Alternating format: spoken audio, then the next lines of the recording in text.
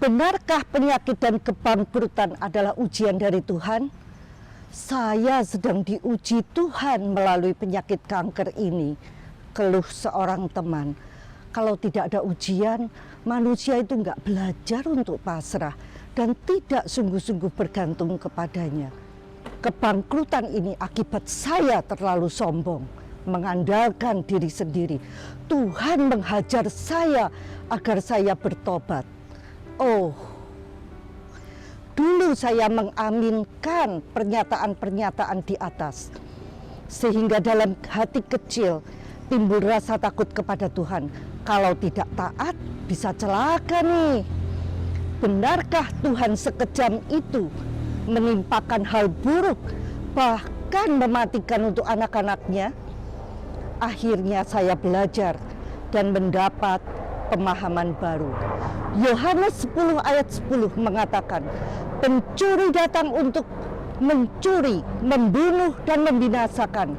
Tetapi Tuhan datang supaya kita mempunyai hidup. Apa itu hidup? Kesembuhan, kelimpahan, kemakmuran, kesehatan, hikmat, dan apapun yang kita butuhkan dalam hidup. Dan supaya kita mempunyainya dalam segala kelimpahan. Sekarang prinsipnya jadi jelas. Yang baik datang dari Tuhan, yang jahat itu pekerjaan si iblis. Ketika seseorang percaya bahwa penyakit atau kebangkrutan itu ujian dari Tuhan, maka dia menerimanya dengan pasrah. Akibatnya dia tidak menggunakan kuasa dan otoritasnya sebagai orang percaya untuk melawan iblis. Ingatkan, ketika kita lahir baru, sudah diberi otoritas yang sama dengan Yesus. As He is, so are we in this world. 1 Yohanes 4 ayat 17. Sama seperti Yesus, demikianlah kita ada di dunia ini.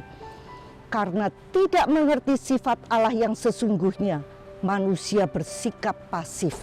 Malahan menyalahkan Tuhan dengan alasan kegagalan atau penyakit ini proses dari Tuhan. Bayangkan, apakah mungkin kalau anak kita nakal lalu kita sengaja membuat dia jadi sakit? Apalagi sakit kanker yang mematikan.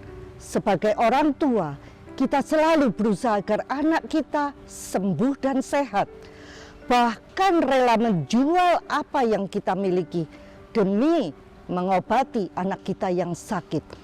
Kalau manusia yang berdosa saja rela berbuat demikian, apakah mungkin Allah yang Maha Pengasih dan Maha Sempurna merancangkan hal buruk untuk anak-anaknya? Daud menulis dalam Mazmur 27 ayat 10, sekalipun ayah dan ibuku meninggalkan aku, namun Tuhan menyambut aku. Tuhan jauh lebih baik daripada orang tua kita. Jadi sekarang kita yakin bahwa hal-hal buruk, malapetaka, penyakit bukan dari Tuhan. Rancangan Tuhan bagi kita adalah masa depan yang penuh harapan. Tuhan sudah berjanji akan menopang kita dengan tangan kanannya yang membawa kemenangan. Lalu, bagaimana cara Tuhan mendidik anak-anaknya? 2 Timotius 3 ayat 16 berkata, segala tulisan yang diilhamkan Allah memang bermanfaat untuk mengajar, untuk menyatakan kesalahan, untuk memperbaiki kelakuan, dan untuk mendidik orang di dalam kebenaran. Ternyata Tuhan mendidik manusia melalui firman-Nya. Karena itu, pelajari firman-Nya dan renungkanlah siang dan malam, supaya kita bertindak hati-hati sesuai dengan segala yang tertulis di dalamnya. Sebab dengan demikian, perjalanan kita akan berhasil dan kita akan beruntung. Yosua 1 ayat 8.